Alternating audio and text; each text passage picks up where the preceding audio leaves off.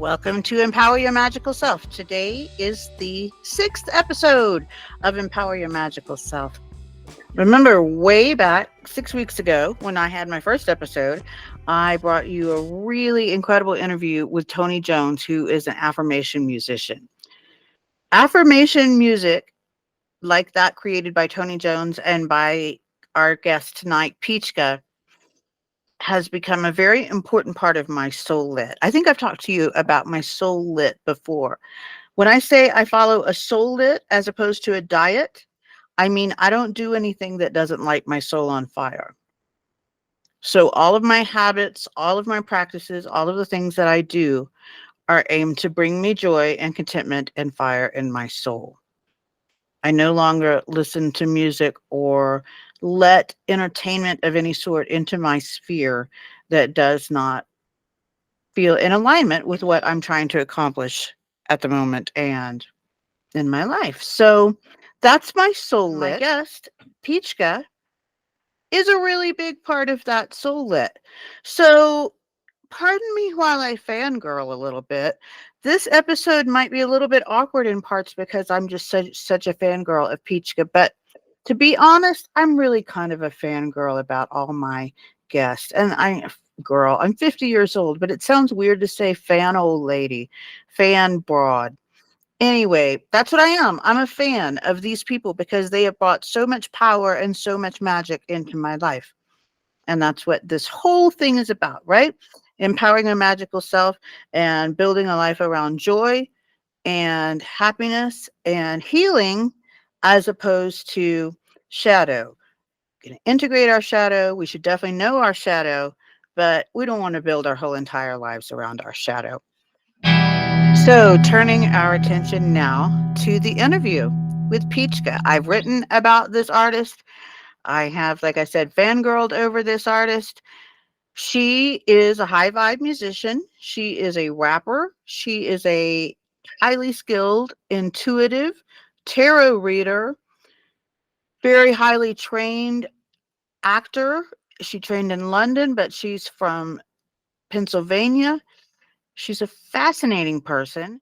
Here are just a few of the things that you're going to find out in my talk with Peachkka. You're going to find out the scandalous origin of her name, Peachkka. You're going to find out how she came to be a high vibe musician. You're going to find out how Peachkka began reading tarot. You're going to find out, of course, how you can learn more about Peachkka and her music and her incredible, awesome, shall I say it, empire. Not empire in a negative way, like building empire, because, we're all anti-colonialism and supremacy of any sort here.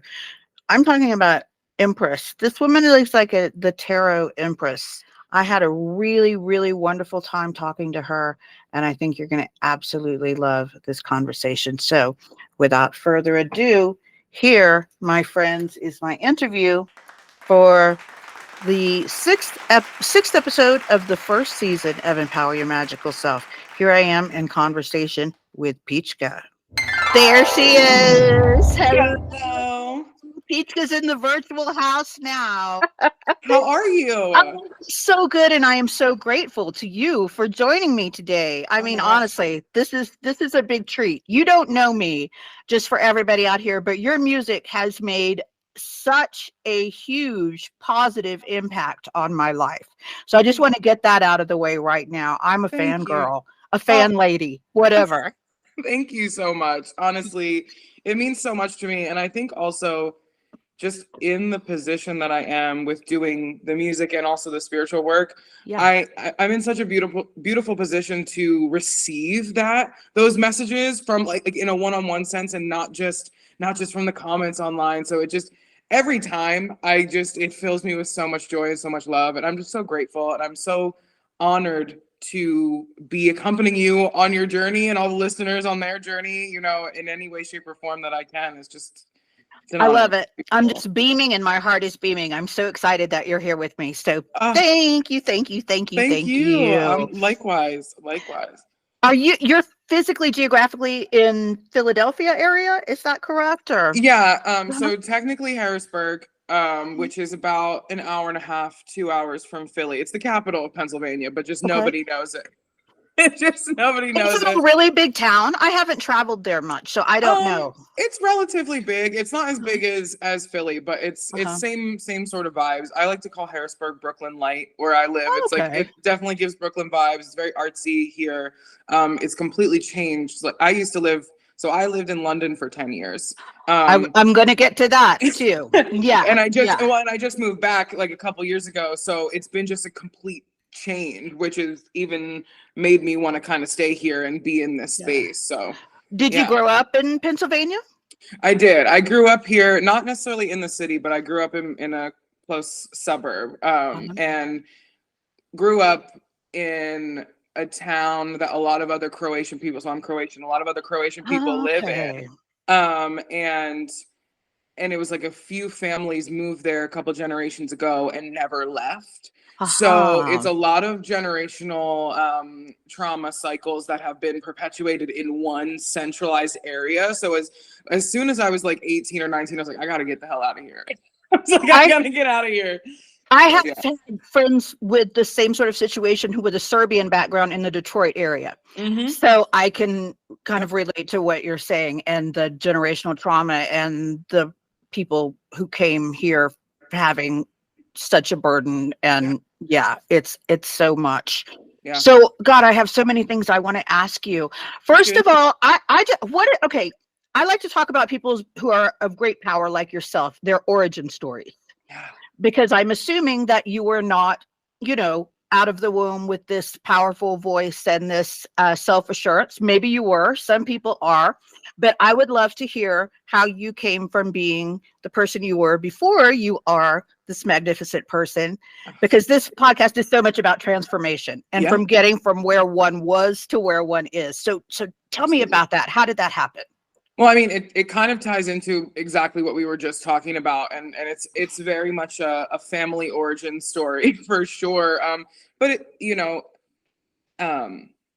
I grew up in a very conservative household. Could even go as far as to say very bigoted, homophobic. All of the not so great things, right? And as I grew up, I started to realize the call was coming from inside the house. You know what I mean? The injustices were coming from inside the house first.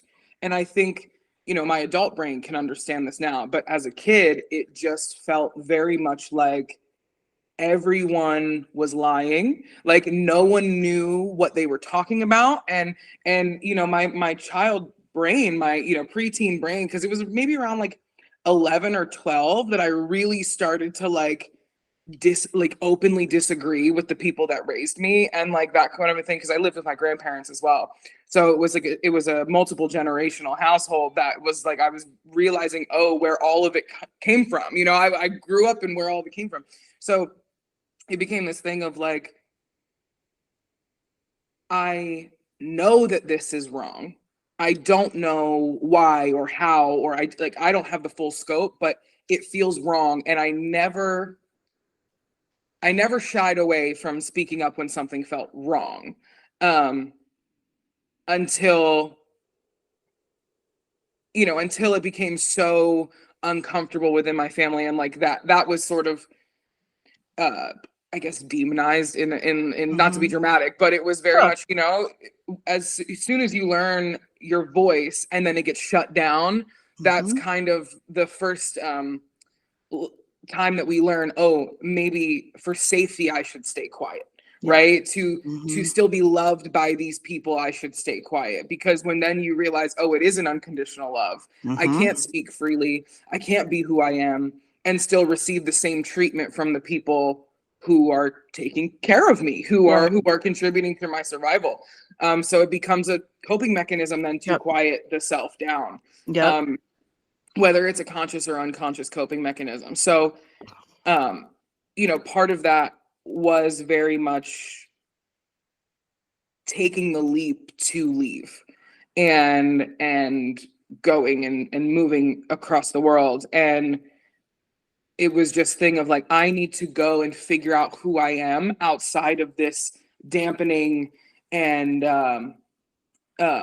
suppressive household. And like, that's not to say that it was like super strict or what, like, you know what I mean? Like, I could still swear in front of my face. Like, it was very loose, and it wasn't as oppressive as some people's families are, and I'm very aware of that. But it was just a thing of like, I am so much bigger than this. Right. And I think so many people can relate to that. And absolutely.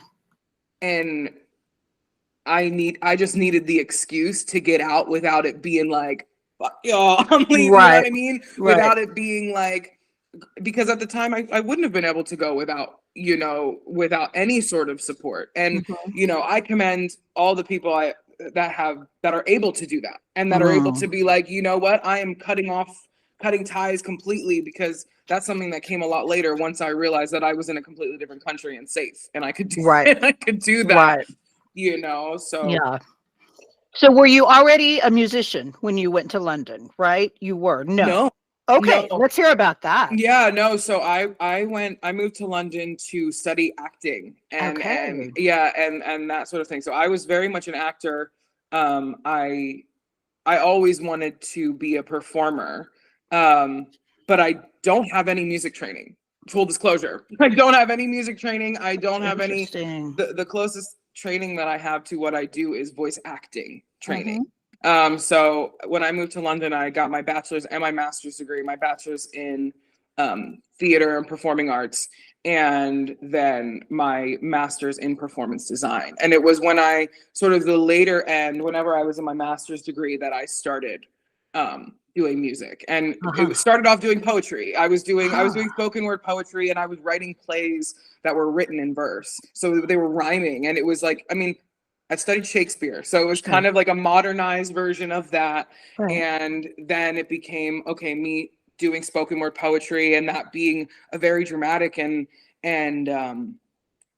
heartfelt thing for me. And that became a little too hard. You know, that was a little too real, a little too raw. Sure. And so finding the music element of it, I had other friends who were embarking on their music journey, who are rapping, and they were like, Nikki, I really think you would be really good at this. And I was like, okay, well, let me try it, and let me see if I can mold what I'm doing with the spoken word poetry to what is being given to me with the music. And that became a thing that was just really fun and freeing, and I was able to access this part of myself that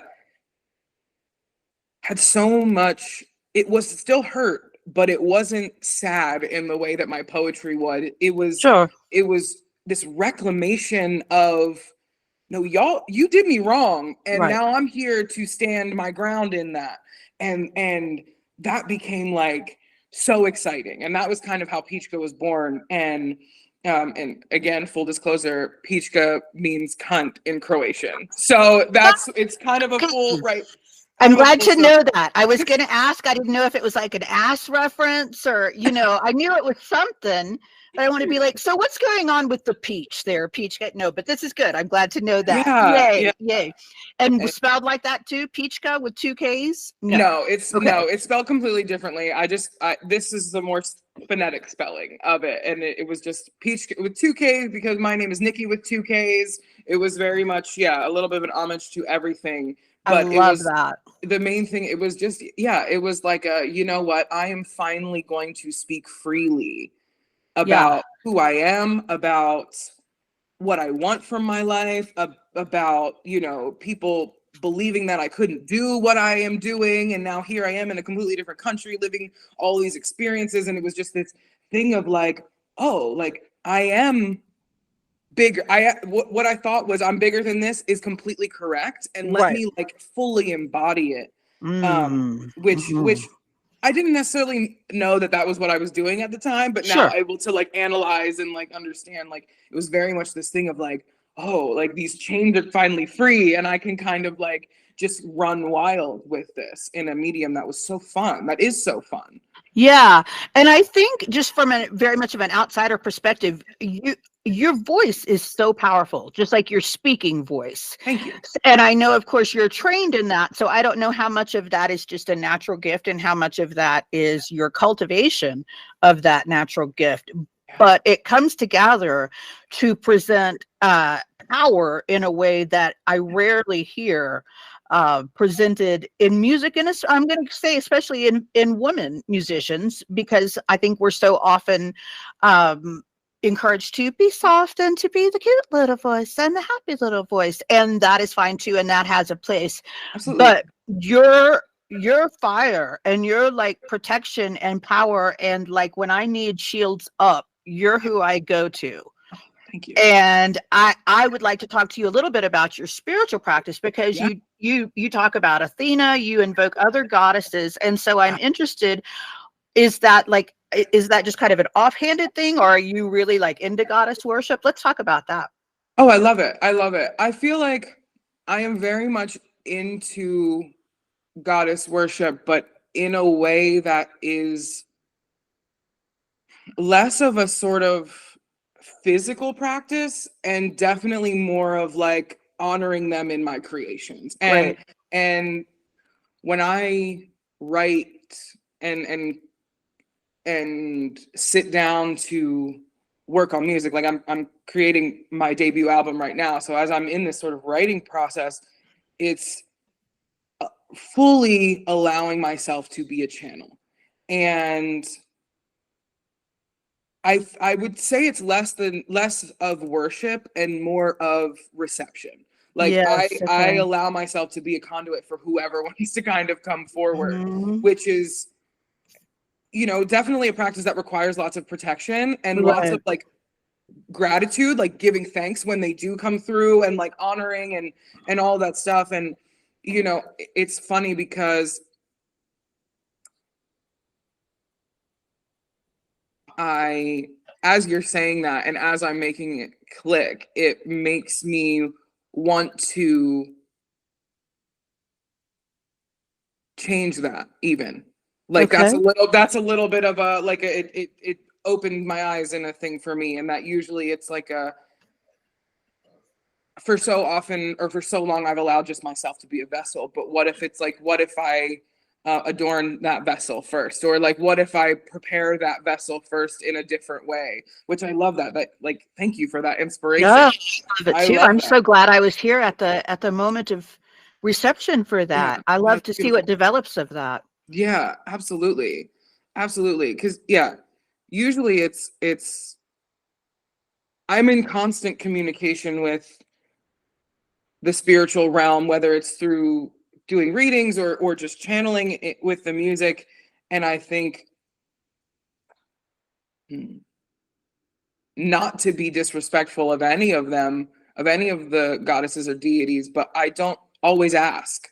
Sure. Sometimes they make themselves very clear of who this is and why this message is coming through and how we're speaking. And sometimes it's very like very clear and very straightforward. Other times it's just a message. And I'm like, I don't need to know who this is from. And Mhm. I'm just here speaking it. And it doesn't even, you know, I don't even need people to know that it's for me, even, you Right. know, or whatever. Which is just, yeah, it's an interesting, I love that question. Thank you for that. I love that. Oh, yeah. This is my heart stuff, my soul I stuff. love I it. think and talk about this all the time. And I too am like always in communication with my spirit guides. So that's really interesting to hear you put it in those terms, because I think I really was seeking the flow. And it's not until recently, like after my huge, it was about to be the end of my life breakdown in 2019, that I was like, okay, I'm going to find happiness. I'm Yeah. going to find joy. I don't know what it looks like. Yeah. I don't, I'm just going to open myself up and really choose life and choose myself. Yeah. And I never had done that before. And it's remarkable. And I always try to remind my listeners that it is possible. Absolutely. And like, I'd like to just clarify as well, where it's like I didn't just move to London and then everything was fine. You know what I mean? It Yeah. wasn't like that. It was very much a thing of like you were saying, there is a period of time where you have to go and explore and live out those sort of shadows Yeah. and the dark parts of you, but then it's also the responsibility to get out of that dark shadow and out of those spots. And depending on what we do when we're in the shadows, it's hard sometimes to get out of Really that. hard. and the universe will work in different ways to shift us out of those things and to move us in different directions. And whether it's through tragedy, through death, through unexplainable circumstances completely shifting your life direction, it will pull you out of those spaces, but you have to be willing and able to be pulled at that place. Because you saying about the sort of your breakdown in 2019, like similar vibes of I moved to London, and it was very much a like I was saying, exploration of shadow. And then my grandmother passed away in 2018, and she, like I was saying, I grew up with them as well, so she was like my second mother. She raised me just as much as my mother did, and I was sort of ripped out of this partying shadow self, this version of myself that if I would have continued going along with it, we would not be having this conversation right now, and then after that I met my last partner, and then that was another, as with most feminine and women on their journey, it's through heartbreak then was the next sort of layer of that, and peeling back I don't have to just survive anymore. I don't have to fight for love anymore. I can and need to love myself fully. Yeah. 100%. All the ugly all the times I was a little bitch when I was 8 years old, all the time I went behind my mama's back, all those times that I just don't want to think about it all. I got to look at them, right? Yeah, that's the heavy lifting part. Yeah. Absolutely. Yeah. For sure. I wanted to sort of relate that in that, like, it's a continuous unraveling. Like, if we're talking about transformation, it is an all at once type of a thing, but then you get to another point where it's all at once again, and then it's all at once again, and it's like, part of it is surrendering almost to the way the universe is teaching you, and like sort of disconnecting. Confirmation of somebody who's zipping down the street, disconnecting from the pace or where you're being taken, and not thinking of it as, I'm going the wrong direction or something, whatever. I am clearly being moved right now, right? And even if it's just energetically, and I'm going to follow this movement and like surrender to that, and like be whisked up in it almost. Does that make sense? Is that yes? I don't even remember the question that you asked. I know, but it's like, and then also like when you're falling again, right? Would you call that faith? What is that thing that keeps you moving through that? Okay, that's what I mean. Faith can have so many different prisms of meaning that it can sometimes hurt people's feelings. Kind of hear it, you know what I mean? Yeah. Well, at the very least, it's faith in self. You know what I mean? At the very least, faith in self. I think we forget that, like, faith is an action word. You know what I mean? It's not a thing that we can have. It is a thing that we do, right? Yeah. So it is something that we continuously practice. And whether your faith is in a higher power, or you're at the point where you know that you are the higher power, and your higher self is the higher power, either one, there's no wrong, no wrong answer. But to know that you are connected to the universe, or to source energy, or to God, or whatever, is to know that you have that within you. So at the very least, I'm going to trust in where I'm being led. I'm going to have faith. Yeah. Trust, faith, acceptance. Yeah. It is when we believe that wherever we're being led to is to our detriment or to doom, then that's exactly what we're going to be met with when we get there. And it's after a while, you have to be like, okay, well, I'm going to let this be fun. Yeah, that's so key. That's so key. Yeah. Choosing yourself, choosing joy, and choosing fun. And when I was so deep in my depression, I would say, fuck you. I am not choosing this. Fuck you, fuck you, fuck you. So I want to make that clear, that we're not saying it's just like, I'm going to be happy now. That's not it at all. Sometimes that choice is the hardest fucking choice you're going to make, not only in your day, but in your life. Choosing to be happy can sometimes be the hardest thing that you will ever have to choose in your life. Absolutely. But until once it's you've not made anymore. that choice, exactly, until it's not anymore. And you know, I love that you made that clarification, because I have been reflecting recently on, it has been a very, very long time, if ever, right, that I have had this type of consistency in feeling content, even. Yes. Not even just happy all the time, because I've kind of got to the place where, and when you're depressed, you see that, oh my God, these people are happy all the time. No, they're fucking not. No. Like, no, they're not. They just No, are they're not not. wanting to kill themselves all the time. Yeah. Exactly. Most people are just normal. Yeah. They're content. They're Right. balanced, or that's what they're striving for. Right. And I'm at this place now, like I said, I've had more consistency and contentment, and just even observation of my up and downs of the moods, or the fluctuation of the moods. And whereas before, anytime I would experience a dip, I'd be like, oh, here we go. Yes. And then force myself almost to be in that, because I thought that that's what I was destined for. Yeah. I thought that that was inevitable. Yep. I thought that that was on, and you know, I'm going to say something that other people might not enjoy, you know, but we're going to talk about it because I think it's really important. As someone who has BPD and is, you know, different types of neurospicy, and has listened to rhetoric of, I'm even getting emotional thinking about it. Yeah, it's good. We're here. Let's Listening do to this. rhetoric of, this is a disability, or this means that you will be like this forever, and that's just not fucking true. Right. It's just not true. And just because an expert says that, or God forbid, a doctor tells you that this is how what the rest of your life is going to look like, that's the big fuck you. Yeah. That's really the fuck you. And that's where I always come back to, is that, like, no one else can tell you better than you can tell yourself. And if you get really good at listening to what you're telling yourself, and course correcting what we're telling ourselves, to have that be in alignment with what we actually want to feel, rather than letting all those external voices in, it's a game changer. Yeah. It's a game changer, and it's a reclamation of power in the biggest way.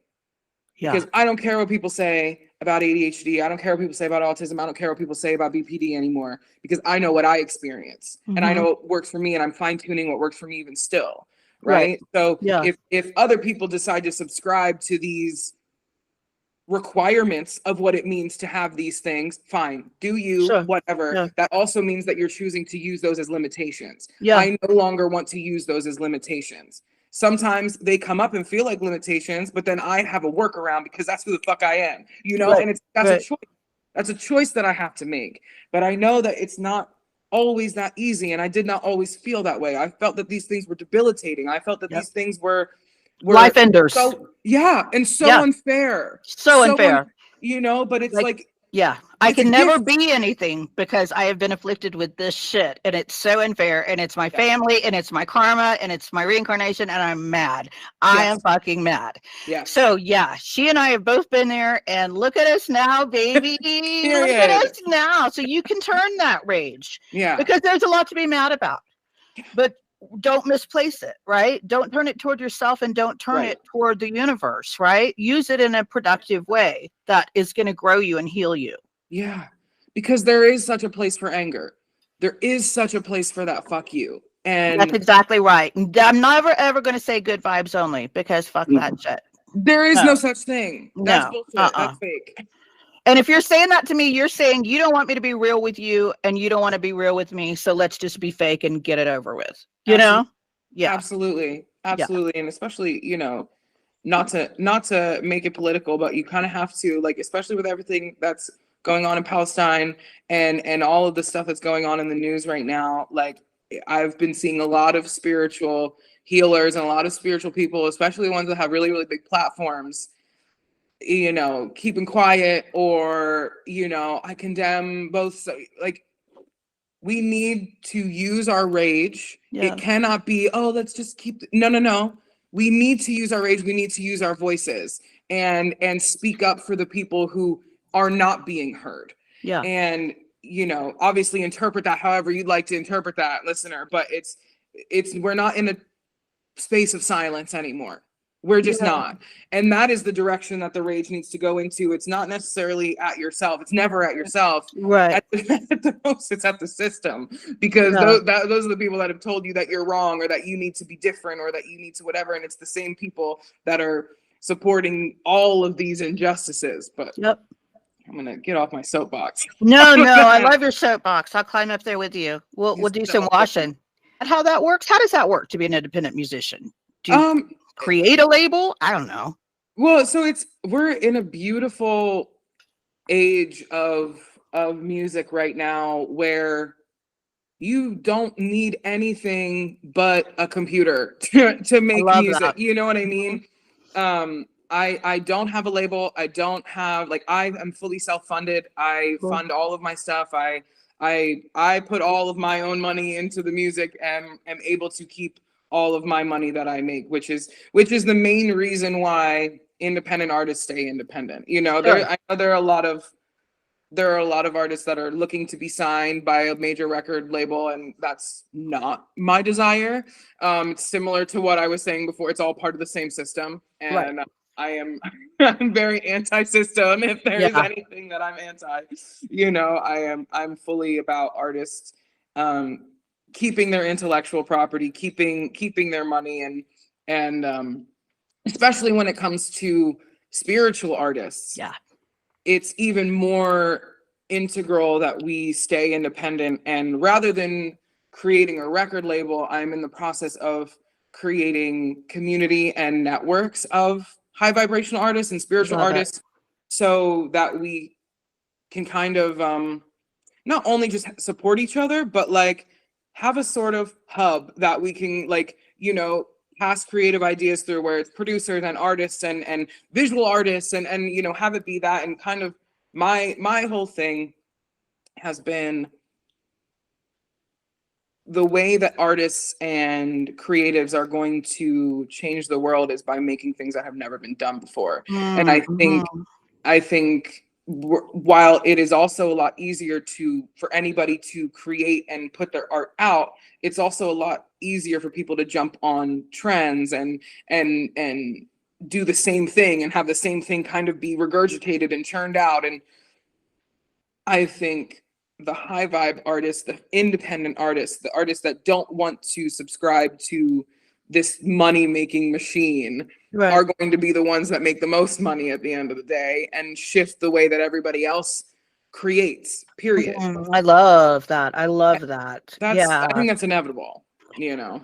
Like I was saying, like, you don't have to be anybody to put a song out, you know. Amazing. Yeah. And you don't have to, you know, you can, similar to me, like when I wrote Manifestations, and that was the song that kind of blew me up, which that was the first one I heard of yours, which was such a, you know, beautiful experience. It was like I wrote it months before I previewed it, and I was using it for myself as an affirmation, because at that point I'd released 2 like EPs prior, and it was all in what I call now my shadow work. It was all, you know, music of when I was in that space of being angry and being like very fuck you and all this stuff, which there's such a space for it, which is why I will never take it down.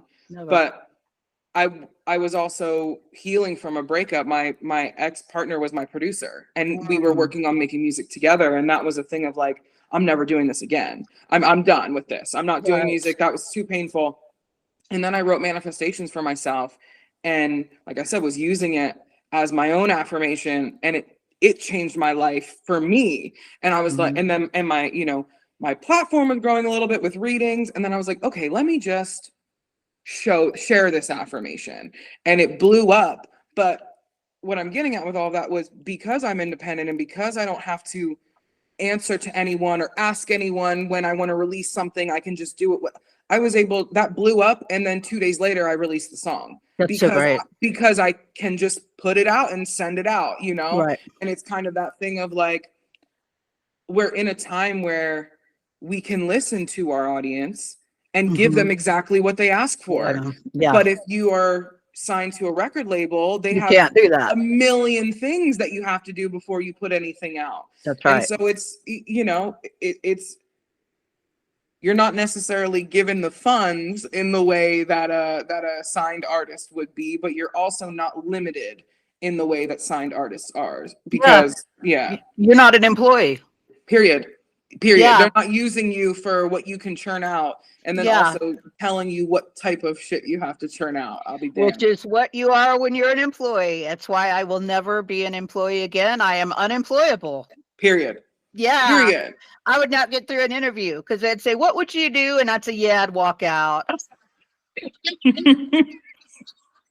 Exactly. I'm the same. Bye. Yeah. I'm the same. I realized at a very young age, I mean, young relatively speaking, you know, when I was in my 20s, that this whole working for somebody else thing, not for me. And there was a lot of guilt and shame. Oh, so much guilt and shame. It's taken me, you know, I think you've double timed a lot of the shit that I've gone through. So congratulations to you, because it's just been in like the last 3 years that I have shed my guilt over not being a corporate slave. So.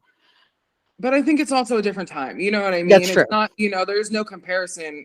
You're right. There is no support the way that there is now. Or Right. There's not even just other people speaking out for themselves the way there is now. Right. Let alone, you know, but I think it's with the support of your generation as well. And rather than it being like, oh, those kids don't want to work. No, we're all traumatized. Absolutely. We're all Absolutely. Yeah. You know? Yeah, I'd feel like if someone is not seriously in this day and age either seeking therapy or needing some therapy in some sort of emotional mental distress, they're not paying attention, they're not dialed in at all. Right. Because the way we live, I mean, for 200,000 years we've been human beings. For 5,000 years we've had agriculture in cities. So this is not us. This is not who we are. We're not keeping pace, and it's killing us. Yeah. So talk about it. Yeah. But I think absolutely, yes. It's inevitable that these things that have been condemned for so long, that have gotten people put in psych wards for so long, you know, or, you know, much worse in a lot of other places, are the things that are the key to tapping into the power. Yeah, the keys. Exactly why they're condemned, you know. Right. Yeah. What have you got planned? Do you have concerts going on? What's coming up for you? Yeah, so like I was saying, I'm in this process of writing my first album. So I've released EPs before, which usually EPs have only a few songs, maybe like 6 or 7 maximum. So this is going to be more of a full length project. I've released a lot of singles over the past couple of years, which I've been very excited to do, and it's been time for me now to work on a full body of work again, and a full sort of project, which is the space that I've been in now, working with Chris and Teeb. I don't know if you love Chris and Teeb. Yes. Do you think they would talk to me? I'd love to talk to them. Absolutely. Absolutely, cool. They would. Yeah. Cool. They're producing my next album, which their music is like in a similar vein to you in terms of my heart and making me feel good. It's different. It's like not my protection music, but it's like my amp up music, you know? So I have different little slots. For sure. And like that's very much this energy, while all of my music has this layer of self-assuredness and self-protection in it. This is definitely, we're embracing a little bit more of the fun and the play and the joy, and bringing that up. And in it has been a healing process for me as well. Like, similar to what I was saying, like the last producer that I worked with one-on-one was my ex-partner. And up until then, I've just been connecting with people online and just buying their beats that are outright and whatever. It's like, it's a very cut and dry process for independent artists. You can just find a beat and like, oh, I like this one, I'll write words to it, kind of a thing. Cool. And meeting Chris and Teeb and being on their last project and working with them and being in the studio with them and realizing just the energy that they bring and the safe masculine space that they are, and has been such a healing energy for me of like, oh, these are people that I can create with and that care about me and my project in the same way, but I don't have to I don't have to sleep with them. Yeah. You know what I mean? And it doesn't have to be this weird, You don't have to play convoluted- that weird energy, the script, as my therapist called it. You don't have to follow the script. Yeah. Absolutely. They are such safe spaces, and allow me to play and have fun. You know, the first song that I came to them with was this like Is it Wave? No, is that with Mellow Will? That's with Mellow Will. Okay, I love so that. This one is too. an unreleased one that I haven't Okay. yet shared with anybody. So the first song that I came to them was that I wrote was this very like LGBTQ friendly. It was a pride track. It was a pride track, and it was very like dancey, whatever. And that was for me like low key. And I did tell them this afterwards. I was like, that was a little bit of my test. And to work with straight men, I'm like, are you okay with me doing some gay shit in this studio? And you're not going to feel weird about it. And they were fully on board, and we made this incredible track. And it was kind of like this thing of like, oh yeah, they are exactly who they say they are, and they're exactly what I feel from them. And it was just, that's what I'm working on now. And with that, it's going to come some shows and some and some other goodies, you know. Do you like doing live shows? Yeah. Oh, well, yeah. You're a performer, so that's your bag. Yeah. That is it. That's the juice for me. Yeah. That's what I love. I love feeling the energy of the audience. I love feeling the reception of my words hitting, and now I'm in this space where I'm being asked to perform, and it's such a shift from where I was when I first started making music, because when you first start making music, people don't know who you are, and you're going out and doing these open mics or whatever, and like and it's like this thing of like, please like me, you know, pay attention to me, stop talking. Yes. It's such a weird different energy. And now I do have people saying my words back to me in the audience, and I'm like, oh, I'm a known quantity. Okay. I'm like, this is different. This is different. This is upgraded. This is, you know, I'm seeing the fruits of my labor as well. And it's so beautiful. So yeah, the performance is definitely something that I want to lean into more. Also doing tarot performances. So great. Yeah. Shifting. When did you start reading? I wanted to ask you that too, because you're such a great reader. When did you start that? What's that all about? So I started reading professionally, I think 2.5 years ago now, but I started reading for myself maybe 6 years ago. I honestly can't even remember the time frame. It was 6 or 7 years ago, maybe 8 years ago now. I was writing a play based on the tarot, and I just bought one, and I got a reading from. I was living in London. I got a reading from this cute little witchy shop, and like I met with this like amazing reader, and I had this beautiful reading, and it became this thing of like, oh, I really like this. I like the story of this. I like the understanding that it is a story to be followed, and that's what's interpreted. And again, as a neurospicy person, as a creative, as a storyteller, that to me is where the connection is like, it's every time you pull the cards, it's a new story. And that's what we're telling. And we're telling this like frame by frame shot of what we're seeing out of the 78 card possible story. Right. Yeah. So then it became a thing of, I was in, like I said, I was in this really horrible relationship, and I felt like I had no one to talk to, no one to turn to for advice. And I'd had this deck of cards with me throughout the whole relationship, because I bought them before we were even together. And that was when I wrote that play. And I just pulled some cards. I didn't even know the meanings of them at that point, like unless I like looked for the book or Googled or whatever. And it was the most profound message I could have possibly received. And then I was like, okay, there is value here. Yeah. There is something with this that I love, and that is helping me, that I know that I can facilitate in some way, at the very least for myself. That was what it Sure. was. It was like, there is something here that I can gain insight from. Mm-hmm. And then as I got comfortable and as I started to get excited about learning, I was reading for friends and all that, the usual stuff. And then it was a very clear thing of the way, the message that I received was, the way that you tell stories, the way that you deliver this is unlike anyone else. Mm-hmm. People need to hear the way that you deliver. Mm-hmm. And that in and of itself was a little hard for me to reconcile with. I was like, are you sure? You know what I mean? Are you sure? Like looking behind you, me? Literally.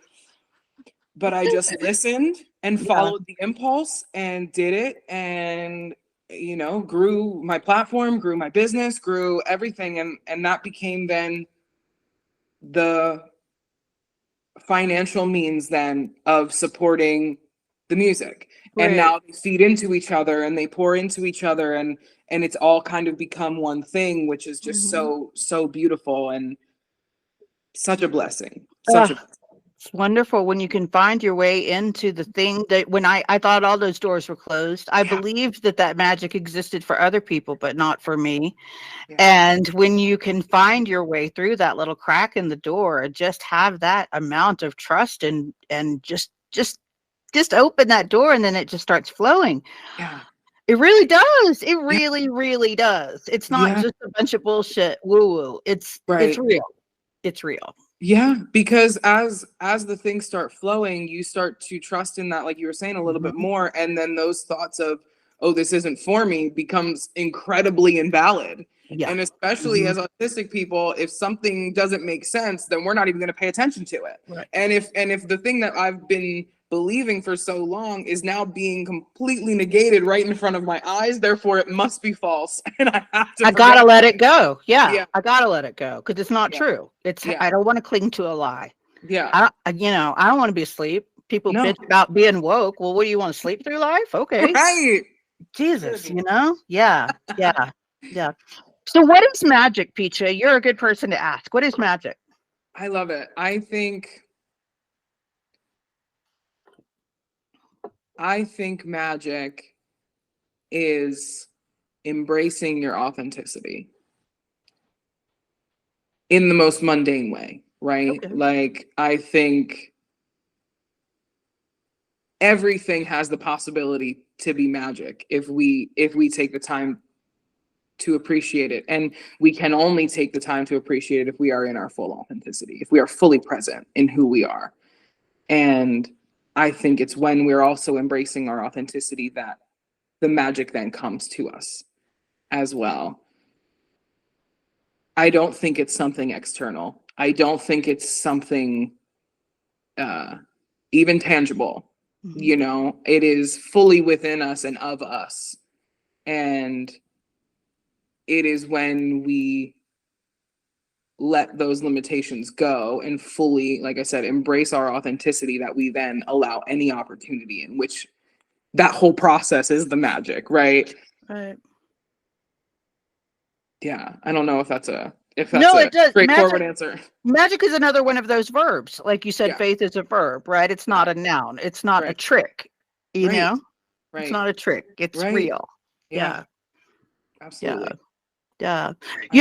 I spoke with Toni Jones. She was my first interview. And isn't she just a goddess?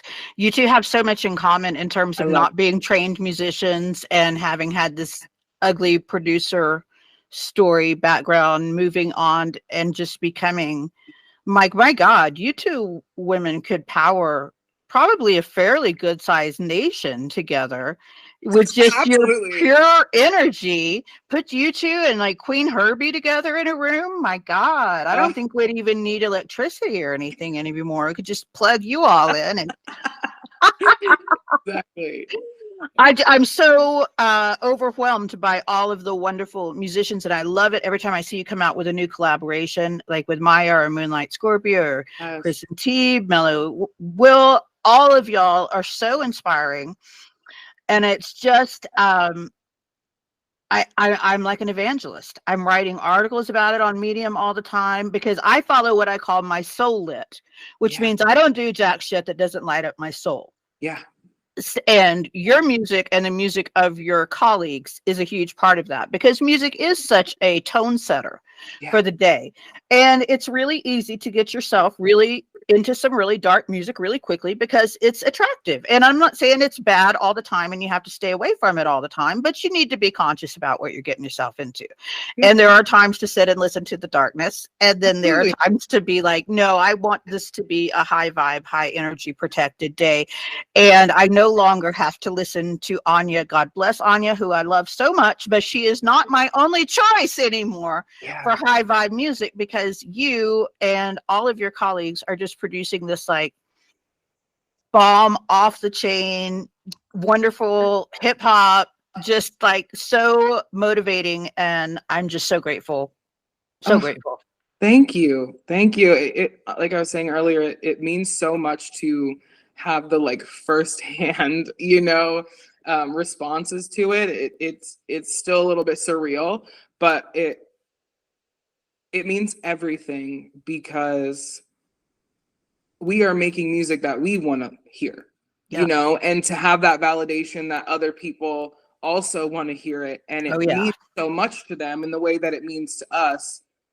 It's a game changer. It's a game changer, and it is what is going to shift the industry, shift entertainment, shift what we find entertaining as a society and as a collective. And all of that, we're shifting culture.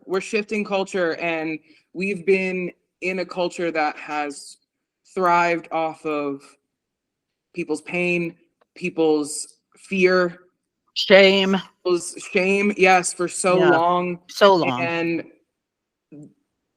there is more power in empowering everyone rather than feeding off of their power. There's more power even for the systems that be, if they would empower people, but they can't get past their sort of fear engine that they've got going on.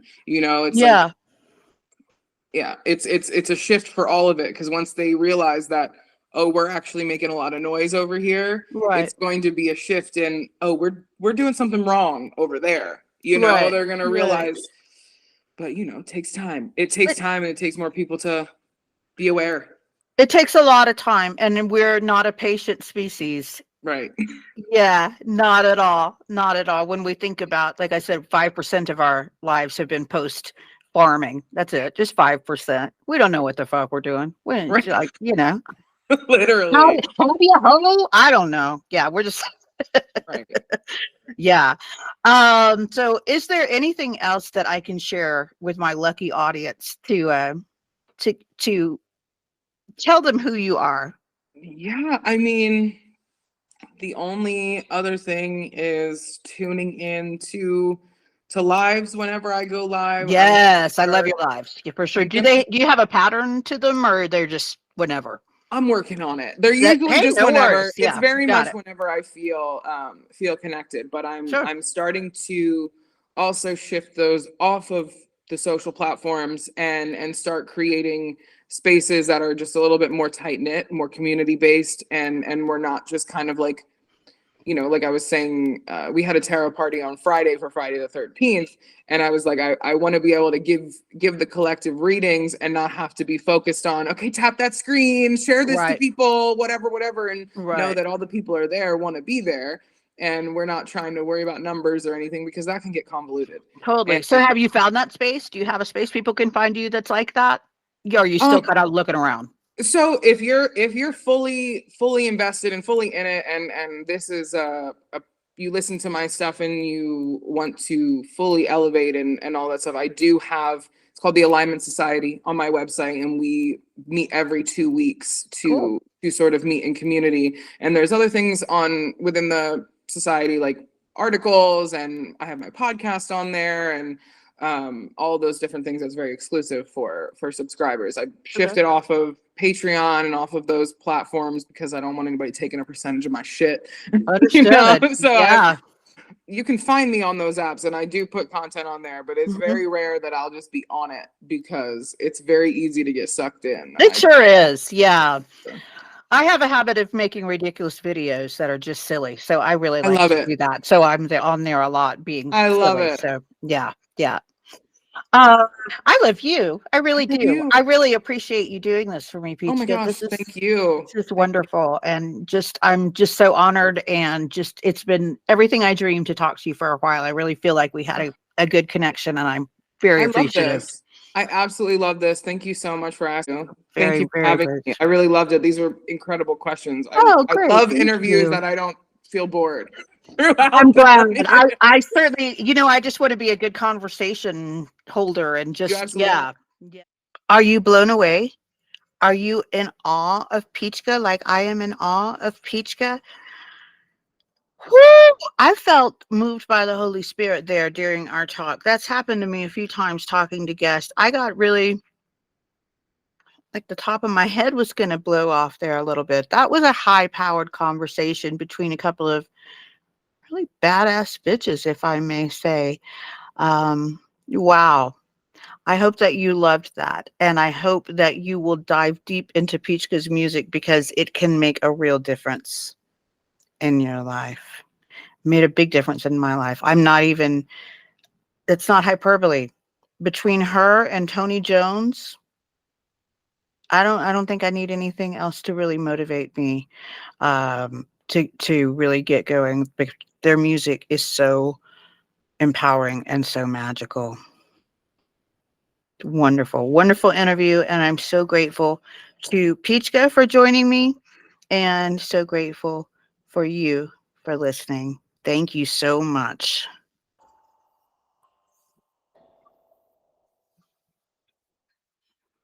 I hope that you will join me next time when my guest is the really embodiment of somatic artist, as I think of it, Tony Nagy. And I'm so excited to talk to her, and I can't wait to hear what all she has to say. So please join us next week for episode 7 of Empower Your Magical Self. And until then, please get out there and do something to make yourself feel magical and to find your power. Bring magic and power into your life because that's really the assignment for this life, to empower your magical self. And that's why I'm here talking your ear off about it. All right. Until next week, my friend, get out there and find your power. Make some magic.